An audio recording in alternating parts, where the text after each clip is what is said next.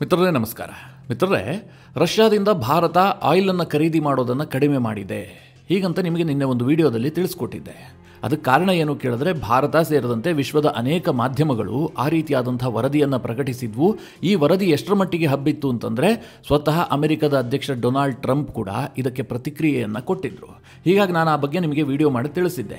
ಆ ಸಂದರ್ಭದಲ್ಲಿ ಕೆಲವರು ಏನು ಕಾಮೆಂಟ್ ಹಾಕಿದ್ರು ಅಂತಂದರೆ, ನೀವು ಯಾಕೆ ಹೀಗೆ ಹೇಳ್ತಾ ಇದ್ರಿ, ಭಾರತ ಸರ್ಕಾರ ಇದನ್ನು ತಿರಸ್ಕರಿಸಿದೆಯಲ್ಲ, ಭಾರತ ಈಗಲೂ ಕೂಡ ರಷ್ಯಾದಿಂದ ತೈಲ ಖರೀದಿಸ್ತಾ ಇದೆ ಅಂತ ಹೇಳಿಕೆ ಕೊಟ್ಟಿದೆಯಲ್ಲ ಅಂತ. ಮಿತ್ರರೇ, ನಾನು ವಿಡಿಯೋ ರೆಕಾರ್ಡ್ ಮಾಡುವಂತಹ ಸಂದರ್ಭದಲ್ಲಿ ಭಾರತ ಸರ್ಕಾರದಿಂದ ಯಾವುದೇ ಸ್ಪಷ್ಟನೆ ಬಂದಿರಲಿಲ್ಲ. ಹಾಗಾಗಿ ನಾನು ಆ ವರದಿಯನ್ನು ಆಧರಿಸಿ ನಿಮಗೆ ತಿಳಿಸ್ಕೊಟ್ಟಿದ್ದೆ. ಆದರೆ ಈಗ ಭಾರತ ಸರ್ಕಾರವೇ ಹೇಳ್ತಾ ಇದೆ, ನಾವು ರಷ್ಯಾದಿಂದ ಯಾವುದೇ ರೀತಿಯಲ್ಲೂ ತೈಲ ಖರೀದಿಯನ್ನು ನಿಲ್ಲಿಸಿಲ್ಲ ಅಥವಾ ಕಡಿಮೆಯನ್ನು ಕೂಡ ಮಾಡಿಲ್ಲ. ಈ ಹಿಂದೆ ಹೇಗಾಗ್ತಾ ಇತ್ತೋ ಅದೇ ರೀತಿಯಲ್ಲಿ ನಾವು ತೈಲ ಖರೀದಿಯನ್ನು ಮುಂದುವರೆಸಿದ್ದೀವಿ ಹೀಗಂತ ಭಾರತ ಸರ್ಕಾರ ಅಧಿಕೃತವಾಗಿ ಸ್ಪಷ್ಟಪಡಿಸಿದೆ. ಅಂದರೆ ಟ್ರಂಪ್ ಅವರ ಹೇಳಿಕೆಯನ್ನು ಟೋಟಲಿ ತಿರಸ್ಕರಿಸಿದೆ. ಈ ಮೂಲಕವಾಗಿ ಭಾರತ ಟ್ರಂಪ್ಗೆ ಒಂದು ಸ್ಪಷ್ಟ ಸಂದೇಶವನ್ನು ಕಳುಹಿಸಿದೆ. ನಾವು ಯಾರ ಒತ್ತಡಕ್ಕೂ ಕೂಡ ಮಣಿಯೋದಿಲ್ಲ, ಭಾರತ ಸರ್ವತಂತ್ರ ಸ್ವತಂತ್ರವಾದಂತಹ ದೇಶ ಅನ್ನುವ ಸಂದೇಶವನ್ನು ಟ್ರಂಪ್ಗೂ ರವಾನಿಸಿದೆ. ಮಿತ್ರರೇ, ಇದೆಲ್ಲ ಬೆಳವಣಿಗೆ ಆಗ್ತಿರುವಂತಹ ಸಂದರ್ಭದಲ್ಲಿ ಭಾರತದ ರಕ್ಷಣೆಗೆ ಖುದ್ದು ಪುತಿನ್ ನಿಂತ್ಕೊಂಡಿದ್ದಾರೆ. ಈ ಸುದ್ದಿ ಬರ್ತಾ ಇದೆ. ಒಂದು ವೇಳೆ ಭಾರತ ರಷ್ಯಾದಿಂದ ಖರೀದಿ ಮಾಡುವಂತಹ ತೈಲಕ್ಕೆ ಅಮೆರಿಕ ಹುಳಿ ಹಿಂಡುವಂತಹ ಪ್ರಯತ್ನ ಮಾಡಿದ್ದೇ ಆದರೆ ನಾವು ನಿಮ್ಮ ಬುಡಕ್ಕೂ ಕೂಡ ಬತ್ತಿ ಇಡ್ತೀವಿ ಹೀಗಂತ ಟ್ರಂಪ್ಗೆ ಪುತಿನ್ ಸಂದೇಶ ಕೊಟ್ಟಿದ್ದಾರೆ. ತೀರಾ ಇಂಪಾರ್ಟೆಂಟ್ ವಿಚಾರ. ಒಂದು ವೇಳೆ ಪುತಿನ್ ಏನಾದರೂ ಆ ನಿರ್ಧಾರವನ್ನು ಕೈಗೊಂಡಿದ್ದೇ ಆದರೆ ಅಮೆರಿಕಾಗೆ ದೊಡ್ಡ ಮಟ್ಟದ ನಷ್ಟ ಆಗುತ್ತೆ. ಅನೇಕ ಅಮೆರಿಕದ ಕಂಪನಿಗಳು ನಷ್ಟವನ್ನು ಎದುರಿಸಬೇಕಾಗತ್ತೆ. ಸ್ವತಃ ಅಮೆರಿಕನ್ನರು ಬೆಲೆ ಏರಿಕೆಯ ಪರಿಣಾಮವನ್ನು ಎದುರಿಸಬೇಕಾಗತ್ತೆ. ಅಮೆರಿಕದಲ್ಲಿ ತೈಲ ಬೆಲೆ ಏರಿಕೆ ಆಗುತ್ತೆ. ಅಂತಹ ಒಂದು ದೊಡ್ಡ ನಿರ್ಧಾರವನ್ನು ಪುತಿನ್ ಕೈಗೊಳ್ಳುವಂಥ ಸಾಧ್ಯತೆಗಳಿದ್ದಾವೆ. ಇದರ ಬಗ್ಗೆಯೂ ಕೂಡ ಈಗ ವರದಿಯಾಗೋದಕ್ಕೆ ಶುರುವಾಗಿದೆ. ಅಂದರೆ ಯಾವ ಕಾರಣಕ್ಕೂ ಕೂಡ ಭಾರತವನ್ನು ಬಿಟ್ಟು ಕೊಡೋದಕ್ಕೆ ರಷ್ಯಾ ಸಿದ್ಧ ಇಲ್ಲ. ಭಾರತ ಮತ್ತು ರಷ್ಯಾದ ನಡುವೆ ಇದೇ ರೀತಿಯಲ್ಲಿ ತೈಲ ವ್ಯಾಪಾರ ಆಗ್ತಾ ಇರಬೇಕು ಅಂತ ಪುತಿನ್ ಬಯಸ್ತಾ ಇದ್ದಾರೆ. ಅದಕ್ಕೆ ಯಾವ ಹಂತಕ್ಕೆ ಬೇಕಾದರೂ ಅವರು ಇಳಿತಾರೆ ಎನ್ನುವಂಥ ಸುದ್ದಿ ಈಗ ಬರ್ತಾ ಇದೆ. ಮಿತ್ರರೇ, ಇದು ಬಹಳ ಇಂಟ್ರೆಸ್ಟಿಂಗ್ ವಿಚಾರ. ಅಮೆರಿಕದ ಜುಟ್ಟು ಪುತಿನ್ ಕೈಲಿ ಕೂಡ ಇದೆ. ಕೇವಲ ನಾನು ವಿಶ್ವದ ಹಿರಿಯಣ್ಣ, ನಾನು ಹೇಳಿದ್ದೆಲ್ಲವೂ ನಡಿಬೇಕು, ಗ್ಲೋಬಲ್ ಎಕಾನಮಿಯಲ್ಲಿ ನನ್ನ ಪಾತ್ರ ಬಹಳ ದೊಡ್ಡದು ಅಂತ ಹೇಳಿ ಅಮೆರಿಕ ಆಡಿದ್ದೇ ಆಟ ಅಂತೇನಿಲ್ಲ. ಪುತಿನ್ ಕೂಡ ಅಮೆರಿಕದ ಜುಟ್ಟನ್ನು ತನ್ನ ಕೈಲಿ ಹಿಡ್ಕೊಂಡು ಕೂತಿದ್ದಾರೆ. ಯಾವ ಕ್ಷಣದಲ್ಲಿ ಬೇಕಾದರೂ ಆ ಅಸ್ತ್ರವನ್ನು ಪುತಿನ್ ಪ್ರಯೋಗ ಮಾಡಬಹುದು. ಮಿತ್ರರೇ, ಪುತಿನ್ರ ಒಂದು ನಿರ್ಧಾರ ಅಮೆರಿಕದ ಅನೇಕ ಕಂಪನಿಗಳಿಗೆ 100% ದುಸ್ವಪ್ನವಾಗಿ ಕಾಡುತ್ತೆ. ಅಂತಹ ಒಂದು ಅಸ್ತ್ರವನ್ನು ಪ್ರಯೋಗ ಮಾಡೋದಕ್ಕೆ ಪುತಿನ್ ನಿರ್ಧಾರ ಮಾಡಿದ್ದಾರೆ. ಮಿತ್ರರೇ, ಈ ವಿಡಿಯೋದಲ್ಲಿ ಈ ಬಗ್ಗೆ ನಿಮಗೆ ಡೀಟೇಲ್ ಆಗಿ ತಿಳಿಸ್ಕೊಡ್ತೀನಿ. ನೀವು ಈ ವಿಡಿಯೋನ ಕೊನೆವರೆಗೂ ಮಿಸ್ ಮಾಡದೆ ನೋಡಿ. ಮಿತ್ರರೇ, ನಿಮಗೆಲ್ಲ ಗೊತ್ತಿರುವ ಹಾಗೆ ಭಾರತ ರಷ್ಯಾದಿಂದ ಆಯಿಲನ್ನು ಖರೀದಿ ಮಾಡ್ತಾ ಇದೆ. ಸದ್ಯ ಭಾರತ ತನ್ನ ಅಗತ್ಯತೆಗೆ ಬೇಕಾದಂತಹ 40% ತೈಲವನ್ನು ರಷ್ಯಾದಿಂದಲೇ ತರಿಸ್ಕೊಳ್ತಾ ಇದೆ. ಈ ಹಿಂದೆ ಬಹಳ ಕಡಿಮೆ ಇತ್ತು. ರಷ್ಯಾ ನಮಗೇನು ಬಹಳ ದೊಡ್ಡ ತೈಲ ರಫ್ತುದಾರ ದೇಶ ಆಗಿರಲಿಲ್ಲ. ಆದರೆ ಈ ಡಿಸ್ಕೌಂಟ್ ತೈಲ ವ್ಯಾಪಾರ ಶುರುವಾದ ದಿನದಿಂದಲೂ ಕೂಡ ಭಾರತ ಅದರ ಲಾಭವನ್ನು ಪಡೆದುಕೊಳ್ತಾ ಇದೆ. ಸದ್ಯ ಮಿತ್ರರೇ, ಟ್ರಂಪ್ ನೇರವಾಗಿ ಇದನ್ನೇ ಟಾರ್ಗೆಟ್ ಮಾಡಿರುವಂತಹ ವಿಚಾರವೂ ಕೂಡ ನಿಮಗೆ ತಿಳಿದಿದೆ. ಭಾರತ ಯಾವುದೇ ಕಾರಣಕ್ಕೂ ಕೂಡ ರಷ್ಯಾದಿಂದ ತೈಲವನ್ನು ಖರೀದಿ ಮಾಡಬಾರ್ದು, ಅದಕ್ಕೆ ನಾವು ಟ್ಯಾರಿಫ್ ಹಾಕ್ತೀವಿ, ಅಡಿಷನಲ್ ಪೆನಾಲ್ಟಿ ಹಾಕ್ತೀವಿ, ಹೀಗೆಲ್ಲ ಟ್ರಂಪ್ ಧಮಕಿ ಹಾಕ್ತಾ ಇದ್ದಾರೆ. ಟ್ರಂಪ್ಗೆ ತುಂಬ ಚೆನ್ನಾಗಿ ಗೊತ್ತು ಇದು ಬಹಳ ಸೂಕ್ಷ್ಮವಾದಂಥ ವಿಚಾರ. ಇಲ್ಲೇನಾದರೂ ನಾನು ಸ್ವಲ್ಪ ವರ್ಕೌಟ್ ಮಾಡಿದ್ದೆ ಆದರೆ ಒಂದೇ ಕಲ್ಲಿನಲ್ಲಿ 2 ಹಕ್ಕಿ ಹೊಡಿಬಹುದು ಅಂತ. ಒಂದು ಕಡೆ ರಷ್ಯಾಗೂ ಕೂಡ ಇದು ಇಂಪಾರ್ಟೆಂಟ್ ಆಗುತ್ತೆ, ಇನ್ನೊಂದು ಕಡೆ ಭಾರತಕ್ಕೂ ಕೂಡ ಇಂಪಾರ್ಟೆಂಟ್ ಆಗುತ್ತೆ. ಹೀಗಾಗಿ ಟ್ರಂಪ್ ಈ ವಿಚಾರವನ್ನು ಟಚ್ ಮಾಡ್ತಾ ಇರುವಂಥದ್ದು. ಅದು ಯಾಕೆ ಅಂತ ಈಗ ಹೇಳ್ತೀನಿ ಕೇಳಿ.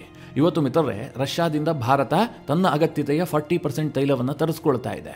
ಇದನ್ನು ಭಾರತ ಏನಾದರೂ ನಿಲ್ಲಿಸಿದ್ದೇ ಆದರೆ ರಷ್ಯಾಗೆ ವಾರ್ಷಿಕವಾಗಿ ಒಂದು $40 ಬಿಲಿಯನ್ ನಷ್ಟ ಆಗುತ್ತೆ. ಹಾಗೆ ಭಾರತಕ್ಕೆ ಒಂದು ಅಂದಾಜಿನ ಪ್ರಕಾರ $11 ಬಿಲಿಯನ್ ನಷ್ಟ ಸಂಭವಿಸಬಹುದು ಅಂತ ಹೇಳಲಾಗ್ತಾ ಇದೆ. ಈ ಬಗ್ಗೆ ಬಿಸ್ನೆಸ್ ಟುಡೇ ತನ್ನ ವರದಿಯಲ್ಲೂ ಕೂಡ ಉಲ್ಲೇಖ ಮಾಡಿದೆ. ಅಷ್ಟು ದೊಡ್ಡ ಮಟ್ಟದ ವ್ಯಾಪಾರ ಎರಡೂ ದೇಶಗಳ ನಡುವೆ ನಡೀತಾ ಇದೆ. ಹೀಗಾಗಿ ಭಾರತಕ್ಕೂ ಇದು ಇಂಪಾರ್ಟೆಂಟ್, ಇನ್ನೊಂದು ಕಡೆ ರಷ್ಯಾಗೂ ಕೂಡ ಇಂಪಾರ್ಟೆಂಟ್. ಇದೇ ಕಾರಣದಿಂದ ಟ್ರಂಪ್ ಇದೇ ವಿಚಾರವನ್ನು ಪದೇ ಟಚ್ ಮಾಡ್ತಾ ಇರುವಂಥದ್ದು. ಟ್ರಂಪ್ಗೆ ಉಕ್ರೇನ್ ಯುದ್ಧದಲ್ಲಿ ಪುತಿನ್ ನನ್ನ ಮಾತನ್ನು ಕೇಳ್ತಾ ಇಲ್ಲ, ನನಗೆ ನೊಬೆಲ್ ಶಾಂತಿ ಪುರಸ್ಕಾರ ಸಿಗೋದಕ್ಕೆ ಪುತಿನ್ನೇ ಅಡ್ಡಿಯಾಗಿದ್ದಾರೆ ಎನ್ನುವಂಥ ಭಾವನೆ ಬಂದುಬಿಟ್ಟಿದೆ. ಹೀಗಾಗಿ ಪುತಿನ್ ಮೇಲೂ ಟ್ರಂಪ್ ಒತ್ತಡ ಹಾಕಬೇಕಲ್ವಾ. ಇನ್ನೊಂದು ಕಡೆ ಭಾರತ ಟ್ಯಾರಿಫ್ ವಿಚಾರದಲ್ಲಿ ಅಮೆರಿಕದ ಮಾತನ್ನು ಕೇಳ್ತಾ ಇಲ್ಲ. ಎರಡೂ ದೇಶಗಳ ನಡುವೆ ಟ್ರೇಡ್ ಡೀಲ್ ಕುದುರ್ತಾ ಇಲ್ಲ. ಹೀಗಾಗಿ ಭಾರತದ ಮೇಲೂ ಒಂದು ಒತ್ತಡ ಕ್ರಿಯೇಟ್ ಮಾಡಬೇಕಲ್ವಾ. ಇದೇ ಕಾರಣದಿಂದ ಟ್ರಂಪ್ ಭಾರತ ಮತ್ತು ರಷ್ಯಾದ ತೈಲ ವ್ಯಾಪಾರವನ್ನು ಟಾರ್ಗೆಟ್ ಮಾಡಿಕೊಂಡಿದ್ದಾರೆ. ಅಮೆರಿಕ ಎಷ್ಟೇ ಧಮಕಿ ಹಾಕಿದ್ರೂ ಕೂಡ ಭಾರತ ಅಮೆರಿಕದ ಯಾವುದೇ ಮಾತನ್ನು ಕೇಳುವಂತಹ ಸ್ಥಿತಿಯಲ್ಲಿಲ್ಲ. ನಿನ್ನೆ ಟ್ರಂಪ್ ಸ್ವತಃ ಒಂದು ಸ್ಟೇಟ್ಮೆಂಟ್ ಅನ್ನು ಕೊಟ್ಟರು. ನನಗೊಂದು ಮೂಲದಿಂದ ಸುದ್ದಿ ಬಂದಿದೆ, ಭಾರತ ರಷ್ಯಾದಿಂದ ತೈಲವನ್ನು ಖರೀದಿ ಮಾಡ್ತಾ ಇಲ್ಲ, ನಿಲ್ಲಿಸಿದೆ ಎನ್ನುವಂಥ ಸುದ್ದಿ ಬಂದಿದೆ, ಆದರೆ ಇದು ಖಚಿತತೆ ಇಲ್ಲ. ಸ್ವತಃ ಟ್ರಂಪ್ ಸ್ಟೇಟ್ಮೆಂಟ್ ಕೊಟ್ಟರು. ಅಂದರೆ ವೆರಿಫೈ ಮಾಡದೆ ಟ್ರಂಪ್ ಆ ರೀತಿಯ ಸ್ಟೇಟ್ಮೆಂಟ್ಗಳನ್ನು ಕೊಡ್ತಾ ಇದ್ದಾರೆ. ಭಾರತ ಇದು ಯಾವುದಕ್ಕೂ ಕೂಡ ಉತ್ತರ ಕೊಡ್ತಾ ಇಲ್ಲ. ಭಾರತದ ಪ್ರಧಾನಮಂತ್ರಿ ಆಗಲಿ, ವಿದೇಶಾಂಗ ಸಚಿವರಾಗಲಿ ಯಾವುದೇ ರೀತಿಯಲ್ಲೂ ಅಮೆರಿಕಗೆ ಉತ್ತರ ಕೊಡುವ ಗೋಜಿಗೆ ಹೋಗ್ತಾ ಇಲ್ಲ. ಬದಲಾಗಿ ಭಾರತ ಅಮೆರಿಕಕ್ಕೆ ಯಾವ ರೂಪದಲ್ಲಿ ಉತ್ತರ ಕೊಡ್ತಾ ಇದೆ ಅಂತಂದ್ರೆ, ವಿದೇಶಾಂಗ ಇಲಾಖೆಯ ವಕ್ತಾರರ ಮೂಲಕವಾಗಿ ಬಹಳ ಕೂಲ್ ಆದಂತಹ ಆನ್ಸರ್ ಮಾಡ್ತಾ ಇದೆ. ರಷ್ಯಾದಿಂದ ಭಾರತ ತೈಲ ಖರೀದಿಯನ್ನು ನಿಲ್ಲಿಸಿದೆ ಅಂತ ಟ್ರಂಪ್ ಹೇಳಿದ್ರಲ್ಲ, ಅದಕ್ಕೆ ಭಾರತದ ವಿದೇಶಾಂಗ ಇಲಾಖೆಯ ವಕ್ತಾರರಾಗಿರುವಂತಹ ರಣದೀಪ್ ಜೈಸ್ವಾಲ್ ಏನು ಹೇಳಿದ್ರು ಅಂತಂದ್ರೆ, ಭಾರತದ ಎನರ್ಜಿ ಸೆಕ್ಯೂರಿಟಿ ನಮಗೆ ಮುಖ್ಯ ಆಗುತ್ತೆ. ರಷ್ಯಾದವರು ಮಾರುಕಟ್ಟೆಯಲ್ಲಿ ನಮಗೆ ಅಗ್ಗದ ದರದಲ್ಲಿ ಕೊಡ್ತಾ ಇದ್ದಾರೆ, ನಾವು ಅದನ್ನು ಖರೀದಿ ಮಾಡ್ತಾ ಇದ್ದೀವಿ, ಇದರಲ್ಲಿ ಯಾವುದೇ ವ್ಯತ್ಯಾಸ ಆಗಿಲ್ಲ ಅಂತ ಬಹಳ ಕೂಲಾಗೆ ಉತ್ತರ ಕೊಟ್ಟರು. ನಾನು ಯಾಕೆ ಇಲ್ಲಿ ಕೂಲ್ ಅನ್ನುವಂತಹ ಪದವನ್ನು ಪದೇ ಪದೇ ಬಳಸಿದೆ ಅಂತಂದ್ರೆ, ಭಾರತ ಎಲ್ಲೂ ಕೂಡ ಅಮೆರಿಕಾಗೆ ಅವರದೇ ದಾಟಿಯಲ್ಲಿ ಉತ್ತರ ಕೊಡ್ತಾ ಇಲ್ಲ. ಅಮೆರಿಕಾಗೂ ಕೂಡ ಇದು ತಲೆ ಕೆಟ್ಟು ಹೋಗ್ಬಿಟ್ಟಿದೆ. ಭಾರತ ನಮ್ಮ ಇಷ್ಟೆಲ್ಲಾ ಪ್ರೆಷರ್ಗೂ ಕೂಡ ಏನು ಒತ್ತಡಕ್ಕೊಳಗಾಗ್ತಾ ಇಲ್ವಲ್ಲ. ಅಮೆರಿಕ ಎಲ್ಲಾ ದೇಶಗಳನ್ನ ಬೆದರಿಸ್ತಾ ಇರುವುದೇ ಈ ತಂತ್ರದ ಮೂಲಕವಾಗಿ. ಟ್ರಂಪ್ ತನ್ನ ಟ್ರೂತ್ ಸೋಷಿಯಲ್ ಪೋಸ್ಟ್ ಮೂಲಕವಾಗಿ ಅನೇಕ ದೇಶಗಳನ್ನ ತನ್ನ ಕಾಲ್ಬುಡಕ್ಕೆ ಬರುವಂತೆ ಮಾಡಿಬಿಟ್ಟಿದ್ದಾರೆ. ಆದರೆ ಭಾರತ ಈ ಮಾತನ್ನ ಕೇಳ್ತಾ ಇಲ್ಲ, ಯಾವ ರೂಪದಲ್ಲೂ ಒತ್ತಡಕ್ಕೊಳಗಾಗ್ತಾ ಇಲ್ಲ, ಒಂದೇ ಒಂದು ಅಗ್ರೆಸಿವ್ ಸ್ಟೇಟ್ಮೆಂಟ್ ಕೂಡ ಬರ್ತಾ ಇಲ್ಲ. ಆದರೆ ಭಾರತಕ್ಕಿಂತಲೂ ಹೆಚ್ಚು ಅಗ್ರೆಸಿವ್ ಆಗಿ ರಷ್ಯಾ ಈಗ ಇದಕ್ಕೆ ಉತ್ತರ ಕೊಡೋದಕ್ಕೆ ಶುರು ಮಾಡಿದೆ. ಇದು ಬಹಳ ಇಂಟ್ರೆಸ್ಟಿಂಗ್ ಡೆವಲಪ್ಮೆಂಟ್. ಯಾಕೆ ಹೇಳ್ತೀನಿ ಕೇಳಿ. ರಷ್ಯಾದಿಂದ ಭಾರತ ತೈಲ ಖರೀದಿ ಮಾಡುವಂತಹದ್ದು ಭಾರತಕ್ಕೆ ಎಷ್ಟು ಮುಖ್ಯವೋ ಅದಕ್ಕಿಂತ ಹೆಚ್ಚು ಮುಖ್ಯ ಆಗಿರುವಂತಹದ್ದು ರಷ್ಯಾಗೆ. ಹೀಗಾಗಿ ಅಮೆರಿಕಾಗೆ ರಷ್ಯಾ ಈಗ ಸಂದೇಶ ಕೊಡೋದಕ್ಕೆ ಶುರು ಮಾಡಿದೆ. ಇದು ರಾಯ್ಟರ್ಸ್ ಪ್ರಕಟಿಸಿರುವಂತಹ ಒಂದು ವರದಿ. ಇಲ್ಲೇನು ಹೇಳಲಾಗಿದೆ ಅಂತಂದ್ರೆ, ರಷ್ಯಾ ಈಗ ಕೌಂಟರ್ ಪ್ಲಾನ್ ಅನ್ನು ರೆಡಿ ಮಾಡ್ಕೊಳ್ತಾ ಇದೆ. ಒಂದು ವೇಳೆ ಭಾರತದ ವ್ಯಾಪಾರಕ್ಕೆ ಏನಾದರೂ ಟ್ರಂಪ್ ಹುಳಿ ಹಿಂಡಿದ್ದೆ ಆದರೆ ಅದಕ್ಕೆ ಪ್ರತಿಯಾಗಿ CPC ಪೈಪ್ಲೈನ್ ಅನ್ನ ರಷ್ಯಾ ಬಂದ್ ಮಾಡುವಂತ ಸಾಧ್ಯತೆ ಇದೆ. ಇದರಿಂದ ಅಮೆರಿಕಾಗೆ ದೊಡ್ಡ ಮಟ್ಟದ ಹೊಡೆತ ಬೀಳುತ್ತೆ. ಅಮೆರಿಕದ ಆರ್ಥಿಕತೆಯ ಮೇಲೂ ಕೂಡ ಇದು ಪ್ರತಿಕೂಲ ಪರಿಣಾಮವನ್ನು ಬೀರುತ್ತೆ. ಜೊತೆಗೆ ಅಮೆರಿಕದ ಮಾರುಕಟ್ಟೆಯಲ್ಲಿ ತೈಲದ ಬೆಲೆ ಗಗನಕ್ಕೇರುವಂತಹ ಸಾಧ್ಯತೆಗಳಿದೆ. ರಷ್ಯಾ ಅಂತಿಮವಾಗಿ ಈ ಅಸ್ತ್ರ ಪ್ರಯೋಗ ಮಾಡೋದಕ್ಕೂ ಕೂಡ ಚಿಂತನೆಯನ್ನ ನಡೆಸಿದೆ ಅಂತೇಳಿ ರಾಯ್ಟರ್ಸ್ ತನ್ನ ವರದಿಯಲ್ಲಿ ಉಲ್ಲೇಖವನ್ನು ಮಾಡಿದೆ. ಈಗ ಮಿತ್ರರೇ, ನಿಮಗೊಂದು ಪ್ರಶ್ನೆ ಬಂದಿರಬಹುದು, ಏನಿದು CPC? ಈ CPCಯನ್ನು ಬಂದ್ ಮಾಡೋದ್ರಿಂದ ಅಮೆರಿಕಾಗೆ ಏನು ತೊಂದರೆ ಆಗುತ್ತೆ? ರಷ್ಯಾ ಕೈಲಿ ಅಮೆರಿಕದ ಜುಟ್ಟಿರೋದು ನಿಜಾನಾ? ಹೀಗೆಲ್ಲ ಪ್ರಶ್ನೆ ಬರ್ತಾ ಇರಬಹುದು. ಈ CPC ಅಂತಂದ್ರೆ ಕ್ಯಾಸ್ಪಿಯನ್ ಪೈಪ್ಲೈನ್ ಕನ್ಸಾರ್ಸಿಯನ್ ಅಂತ. ಇದು ಕಜಕಿಸ್ತಾನದಿಂದ ರಷ್ಯಾ ಮಾರ್ಗವಾಗಿ ಬ್ಲಾಕ್ ಸಿ ಅನ್ನು ತಲುಪುವಂತಹ ಒಂದು ದೊಡ್ಡ ಪೈಪ್ಲೈನ್. ಈ ಪೈಪ್ಲೈನ್ ಮೂಲಕವಾಗಿ ಪ್ರತಿನಿತ್ಯ 1.7 ಮಿಲಿಯನ್ ಬ್ಯಾರೆಲ್ನಷ್ಟು ಕಚ್ಚಾ ತೈಲವನ್ನು ರಫ್ತು ಮಾಡಬಹುದು. ಈಗ ಪ್ರತಿನಿತ್ಯ ಈ ಪೈಪ್ಲೈನ್ ಮೂಲಕವಾಗಿ 1.3 ಮಿಲಿಯನ್ ಬ್ಯಾರೆಲ್ನಷ್ಟು ಕಚ್ಚಾ ತೈಲವನ್ನು ರಫ್ತು ಮಾಡಲಾಗ್ತಾ ಇದೆ. ಈ ಕಜಕಿಸ್ತಾನದ ತೈಲವನ್ನ ಈ ಪೈಪ್ಲೈನ್ ಮೂಲಕವಾಗಿ ಖರೀದಿ ಮಾಡ್ತಿರೋದು ಯಾರು ಕೇಳಿದ್ರೆ ಅಮೆರಿಕದ ಕಂಪನಿಗಳು. ಮುಖ್ಯವಾಗಿ ಅಮೆರಿಕದ Exxon, Chevron, Shell, ENI, Total Energy ಈ ಎಲ್ಲಾ ಕಂಪನಿಗಳು, ಜೊತೆಗೆ ಬ್ರಿಟಿಷ್ ಕಂಪನಿಗಳು ಕೂಡ ಆಯಿಲ್ ಅನ್ನು ಪರ್ಚೇಸ್ ಮಾಡ್ತಾ ಇದ್ದಾವೆ. ಈ ಉಕ್ರೇನ್ ಮೇಲೆ ರಷ್ಯಾ ಯುದ್ಧ ಮಾಡ್ತು, ಅದಾದ ಬಳಿಕ ರಷ್ಯಾದ ಮೇಲೆ ಇನ್ನಿಲ್ಲದಂತಹ ಆರ್ಥಿಕ ನಿರ್ಬಂಧವನ್ನು ಅಮೆರಿಕ ವಿಧಿಸಿತು. ಇಷ್ಟೆಲ್ಲ ಮಾಡಿದ್ರೂ ಕೂಡ ರಷ್ಯಾ ಇದನ್ನು ಟಚ್ ಮಾಡಿರಲಿಲ್ಲ. ಬೇಡ, ನಮಗೆ ಅನಗತ್ಯ ವಿಚಾರ ಅಂತ ರಷ್ಯಾ ಅದನ್ನು ಸುಮ್ಮನೆ ಬಿಟ್ಟಿತ್ತು. ಆದರೆ ಈಗ ರಷ್ಯಾ ಮತ್ತು ಭಾರತದ ಅತಿದೊಡ್ಡ ತೈಲ ವ್ಯಾಪಾರದ ಮೇಲೆ ಅಮೆರಿಕ ಕಣ್ಣು ಹಾಕಿದೆ, ಅದನ್ನೇ ಡಿಸ್ಟರ್ಬ್ ಮಾಡೋದಕ್ಕೆ ಯತ್ನ ಮಾಡ್ತಾ ಇದೆ ಅಂತ ಗೊತ್ತಾಗ್ತಿದ್ದ ಹಾಗೆ ರಷ್ಯಾ ಏನು ಧಮಕಿ ಹಾಕ್ತಾ ಇದೆ ಅಂತಂದ್ರೆ, ನೀವೇನಾದರೂ ನಮ್ಮ ಮತ್ತು ಭಾರತದ ನಡುವಿನ ತೈಲ ವ್ಯಾಪಾರಕ್ಕೆ ಹುಳಿ ಹಿಂಡುವಂತಹ ಪ್ರಯತ್ನ ಮಾಡಿದ್ದೆ ಆದರೆ, ಅದಕ್ಕೆ ಕಲ್ಲು ಹಾಕಿದ್ದೆ ಆದರೆ ನಾವು ನೇರವಾಗಿ CPC ಪೈಪ್ಲೈನ್ ಅನ್ನ ಬಂದ್ ಮಾಡ್ತೀವಿ, ಹೀಗಂತ ಧಮಕಿ ಹಾಕ್ತಾ ಇದೆ. ಈ ಬಗ್ಗೆ ರಾಯ್ಟರ್ಸ್ ಸುದ್ದಿ ಸಂಸ್ಥೆಯ ವರದಿಯನ್ನು ಪ್ರಕಟಿಸಿದೆ. ಮಿತ್ರರೇ, ಇದು ಅಕ್ಷರಶಃ ಅಮೆರಿಕಾಗೆ ರಷ್ಯಾ ಕೊಟ್ಟಂತಹ ಒಂದು ಸಂದೇಶ. ಅಟ್ ಎನಿ ಕಾಸ್ಟ್ ನಾವು ಭಾರತದ ಮಾರುಕಟ್ಟೆಯನ್ನು ಬಿಟ್ಟುಕೊಡೋದಿಲ್ಲ, ಹಾಗೇನಾದ್ರೂ ಆಗಿದ್ದೆ ಆದ್ರೆ ನಾವು CPC ಅನ್ನ ಬಂದ್ ಮಾಡ್ತೀವಿ ಅನ್ನುವಂತ ಸಂದೇಶ ಕೊಡ್ತಾ ಇದ್ದಾರೆ. ಮಿತ್ರರೇ, CPC ಬಂದಾಗೋದ್ರಿಂದ ಈ ಎಲ್ಲ ಕಂಪನಿಗಳಿದಾವಲ್ಲ, Exxon, Chevron, Shell, ENI, Total Energy, ಈ ಎಲ್ಲಾ ಕಂಪನಿಗಳಿಗೆ ಪ್ರತಿ ಗ್ಯಾಲನ್ ಕಚ್ಚಾ ತೈಲಕ್ಕೆ ಸರಿಸುಮಾರು $0.50 ನಷ್ಟ ಆಗಬಹುದು ಅಂತ ಹೇಳಲಾಗ್ತಾ ಇದೆ. ಇದರಿಂದ ಅಮೆರಿಕದ ಮಾರುಕಟ್ಟೆಯಲ್ಲಿ ಪೆಟ್ರೋಲ್ ಮತ್ತು ಡೀಸೆಲ್ನ ಬೆಲೆ ಪ್ರತಿ ಲೀಟರ್ಗೆ 10 ರಿಂದ 12 ರೂಪಾಯಿ ಏರಿಕೆ ಆಗಬಹುದು ಅನ್ನುವಂಥ ನಿರೀಕ್ಷೆ ಇದೆ. ಅಮೆರಿಕದಲ್ಲಿ ಪೆಟ್ರೋಲ್ ಡೀಸೆಲ್ ಬೆಲೆ ಏರಿಕೆ ಆಯಿತು ಅಂತಂದ್ರೆ ಅದು ಯಾರಿಗೆ ತೊಂದರೆ ಆಗುತ್ತೆ? ಅಮೆರಿಕದ ಜನರಿಗೆ ತೊಂದರೆ ಆಗುತ್ತೆ. ಜನ ಟ್ರಂಪ್ ವಿರುದ್ಧವಾಗಿ ಸಿಡಿದೇಳ್ತಾರೆ. ಮಿತ್ರರೇ, ಪುತಿನ್ ಮತ್ತು ಟ್ರಂಪ್ ನಡುವೆ ಬಹಳ ಅಂತರ ಇದೆ. ಪುತಿನ್ ಯಾವತ್ತೂ ಕೂಡ ಧಮಕಿ ಹಾಕೋದಿಲ್ಲ, ನೇರವಾಗಿ ಏನನ್ನೂ ಹೇಳೋದಿಲ್ಲ, ಬಹಳ ಮೌನವಾಗೇ ಇರ್ತಾರೆ.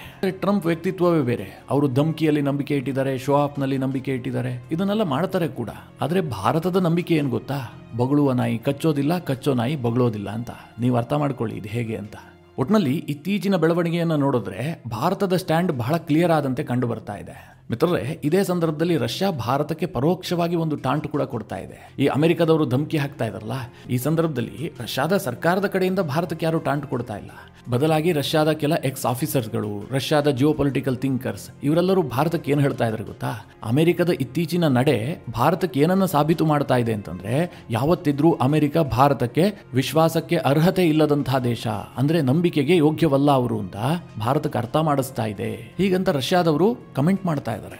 ನೀವು ಈ ಜಿಯೋ ಪೊಲಿಟಿಕಲ್ ವಿಚಾರಗಳನ್ನ ಬಹಳ ಸೂಕ್ಷ್ಮವಾಗಿ ಗಮನಿಸ್ತಾ ಇದ್ರೆ ನಿಮಗೊಂದು ವಿಚಾರ ತಿಳುವಳಿಕೆಗೆ ಬಂದಿರಬಹುದು. ಅದೇನು ಗೊತ್ತಾ? ರಷ್ಯಾ ಯಾವತ್ತಿದ್ರೂ ಭಾರತದ ಮೇಲೆ ತನ್ನ ನೀತಿಗಳನ್ನ ಹೇರೋದಿಲ್ಲ. ಉದಾಹರಣೆಗೆ ಹೇಳ್ತೀನಿ, ಭಾರತ ಈಗ G7 ನಲ್ಲೂ ಕೂಡ ಭಾಗಿಯಾಗುತ್ತೆ. G7ನ ಅತಿಥಿ ದೇಶವಾಗಿ ಭಾರತ ಪಾಲ್ಗೊಳ್ಳುತ್ತೆ. ರಷ್ಯಾ ಯಾವತ್ತೂ ಕೂಡ ಅದನ್ನು ವಿರೋಧಿಸಿಲ್ಲ. ನೀವು ಬ್ರಿಕ್ಸ್ನ ಸದಸ್ಯ ದೇಶ, ನೀವ್ಯಾಕೆ G7ಗೆ ಹೋಗಬೇಕು, ನಾವಿದನ್ನು ವಿರೋಧಿಸ್ತೀವಿ ಅಂತ ರಷ್ಯಾ ಯಾವತ್ತೂ ಭಾರತಕ್ಕೆ ಹೇಳಿಲ್ಲ. ಭಾರತದ ಇಂಟ್ರೆಸ್ಟ್ ಅನ್ನು ರಷ್ಯಾ ಗೌರವಿಸುತ್ತೆ. ಅದೇ ಇನ್ನೊಂದು ಕಡೆ ಭಾರತ ಕ್ವಾಡ್ನ ಸದಸ್ಯ ದೇಶವೂ ಕೂಡ ಹೌದು. ರಷ್ಯಾ ಏನು ಹೇಳುತ್ತೆ ಕ್ವಾಡ್ನ ವಿಚಾರವಾಗಿ, ನಾವು ಕ್ವಾಡ್ನಲ್ಲಿ ಇಂಟ್ರೆಸ್ಟ್ ಹೊಂದಿಲ್ಲ, ನಾವು ಅದನ್ನು ಬೆಂಬಲಿಸೋದಿಲ್ಲ. ಆದರೆ ಭಾರತಕ್ಕೆ ಅದು ಇಂಟ್ರೆಸ್ಟ್ ಇದ್ರೆ ಅವರು ಪಾಲ್ಗೊಳ್ತಾರಷ್ಟೇ. ಅದು ಭಾರತದ ಹಿತಾಸಕ್ತಿಯ ವಿಚಾರ ಅಂತ ರಷ್ಯಾ ಅದನ್ನು ಬಿಟ್ಟುಬಿಟ್ಟಿದೆ. ರಷ್ಯಾ ಯಾವತ್ತೂ ಆ ವಿಚಾರಗಳಲ್ಲಿ ಭಾರತಕ್ಕೆ ಧಮಕಿ ಹಾಕುವಂತ ಕೆಲಸ ಮಾಡಿಲ್ಲ. ಭಾರತ ಫ್ರಾನ್ಸ್ನಿಂದ ಶಸ್ತ್ರಾಸ್ತ್ರವನ್ನು ಖರೀದಿ ಮಾಡುತ್ತೆ, ಅದಕ್ಕೂ ರಷ್ಯಾ ವಿರೋಧ ವ್ಯಕ್ತಪಡಿಸೋದಿಲ್ಲ. ನಾವೇ ನಿಮಗೆ ಅತಿ ಹೆಚ್ಚಿನ ಶಸ್ತ್ರಾಸ್ತ್ರವನ್ನು ಕೊಡ್ತಿರುವಂತಹ ಸಂದರ್ಭದಲ್ಲಿ ನೀವ್ಯಾಕೆ ಫ್ರಾನ್ಸ್ ಕಡೆಗೆ ಮುಖ ಮಾಡ್ತಿದ್ರಿ ಅಂತ ಹೇಳಿ ಭಾರತಕ್ಕೆ ರಷ್ಯಾ ಯಾವತ್ತೂ ಕೂಡ ತಡೆ ಒಡ್ಡಿಲ್ಲ. ಅದೇ ಇನ್ನೊಂದು ಎಂಡ್ನಲ್ಲಿ ಅಮೆರಿಕವನ್ನ ನೋಡಿ, ಅಮೆರಿಕದವರು ಭಾರತಕ್ಕೆ ಯಾವ ರೀತಿಯಾಗಿ ಧಮಕಿ ಹಾಕ್ತಾರೆ ಅಂತ. ಭಾರತ ಬ್ರಿಕ್ಸ್ನ ಸದಸ್ಯ ದೇಶ ಅಂತ ಹೇಳಿ ಭಾರತದ ಮೇಲೆ ಅಡಿಷನಲ್ ಪೆನಾಲ್ಟಿ ಹಾಕ್ತೀವಿ ಅಂತ ಹೇಳ್ತಾರೆ. ಟ್ರಂಪ್ ಅಂತೂ ಭಾರತದ ಎಕಾನಮಿ ರಷ್ಯಾದ ಎಕಾನಮಿ ಎರಡೂ ಕೂಡ ಸತ್ತು ಹೋಗ್ಬಿಟ್ಟಿದೆ, ಸತ್ತ ಎಕಾನಮಿ ಅಂತೆಲ್ಲ ಸ್ಟೇಟ್ಮೆಂಟ್ ಕೊಡ್ತಾರೆ. ರಷ್ಯಾದಿಂದ ಭಾರತ ಡಿಫೆನ್ಸ್ ಇಕ್ವಿಪ್ಮೆಂಟ್ಗಳನ್ನು ಖರೀದಿಸಿದ್ರೆ ಅದಕ್ಕೆ ಅಮೆರಿಕ ವಿರೋಧ ವ್ಯಕ್ತಪಡಿಸುತ್ತೆ. ನಿಮಗೆಲ್ಲ ಗೊತ್ತೇ ಇದೆ, S-400 ಅನ್ನು ಖರೀದಿ ಮಾಡುವಂತಹ ಸಂದರ್ಭದಲ್ಲಿ ಇದೇ ಟ್ರಂಪ್ ಎಷ್ಟರ ಮಟ್ಟಿಗೆ ವಿರೋಧ ಮಾಡಿದ್ರು ಅಂತ. ಕಾಟ್ಸಾ ಆಕ್ಟ್ ಅಡಿಗಡೆ ನಿಮಗೆ ನಿರ್ಬಂಧ ವಿಧಿಸ್ತೀನಿ ಅಂತೆಲ್ಲ ಧಮಕಿ ಹಾಕಿದ್ರು. ಭಾರತ ಈ ಹಿಂದೆ S-400 ಖರೀದಿ ಮಾಡುವಂತಹ ಸಂದರ್ಭದಲ್ಲೂ ಕೂಡ ಅಮೆರಿಕದ ಧಮಕಿಗೆ ಜಗ್ಗಿರಲಿಲ್ಲ, ಈಗಲೂ ಕೂಡ ಜಗ್ಗೋದಿಲ್ಲ ಅನ್ನುವಂತಹ ಸಂದೇಶವನ್ನ ಭಾರತ ರವಾನಿಸ್ತಾ ಇದೆ. ಅದಕ್ಕೆ ಪೂರಕವಾಗಿ ರಷ್ಯಾ ಕೂಡ ಭಾರತಕ್ಕೆ ಎಲ್ಲಾ ರೀತಿಯ ಸಪೋರ್ಟ್ ಅನ್ನು ಕೊಡೋದಕ್ಕೆ ನಾವು ಸಿದ್ಧ ಅನ್ನುವಂಥ ಸಂದೇಶವನ್ನು ಕೂಡ ಕೊಡ್ತಾ ಇದೆ. ಹೀಗಾಗಿ ಮಿತ್ರರೇ, ಮುಂದಿನ ಕೆಲ ಸಮಯದಲ್ಲಿ ಈ ವಿಚಾರ ಬಹಳ ದೊಡ್ಡ ದೊಡ್ಡ ಡೆವಲಪ್ಮೆಂಟ್ಗಳಿಗೆ ಕಾರಣ ಆಗುತ್ತೆ. ಜಿಯೋಪೊಲಿಟಿಕಲಿ ತೀರಾ ಇಂಪಾರ್ಟೆಂಟ್ ಆದಂತಹ ಕೆಲ ಈವೆಂಟ್ಗಳು ಕೂಡ ನಡೆಯೋದಕ್ಕಿದೆ. ಆ ಸಂದರ್ಭದಲ್ಲಿ ನಿಮಗೆ ತಿಳಿಸುವಂತಹ ಪ್ರಯತ್ನ ಮಾಡ್ತೀನಿ. ಈ ಎಲ್ಲ ವಿಚಾರಗಳ ಕುರಿತಾಗಿ ನಿಮಗೆ ಅನಿಸುತ್ತೆ, ನಿಮ್ಮ ಅನಿಸಿಕೆ ಅಭಿಪ್ರಾಯವನ್ನು ಕಮೆಂಟ್ ಮಾಡುವ ಮೂಲಕ ನಮಗೆ ತಿಳಿಸಿ. ಹಾಗೆ ನಿಮಗೆ ಈ ವಿಡಿಯೋ ಇಷ್ಟವಾದರೆ ಲೈಕ್ ಮಾಡಿ. ಜೊತೆಗೆ ನೀವಿನ್ನೂ ನಿಮ್ಮ ನೆಚ್ಚಿನ ಸಂಸ್ಕಾರ ಸೌರಭ ಯೂಟ್ಯೂಬ್ ಚಾನಲ್ನ ಸಬ್ಸ್ಕ್ರೈಬ್ ಮಾಡಿಲ್ಲ ಅಂತಾದರೆ ಈ ಕೂಡಲೇ ಸಬ್ಸ್ಕ್ರೈಬ್ ಮಾಡಿ. ಮುಂದಿನ ಎಲ್ಲ ಅಪ್ಡೇಟ್ಗಳ ನೋಟಿಫಿಕೇಷನ್ಗಾಗಿ ಬೆಲ್ ಐಕಾನ್ ಒತ್ತಿ.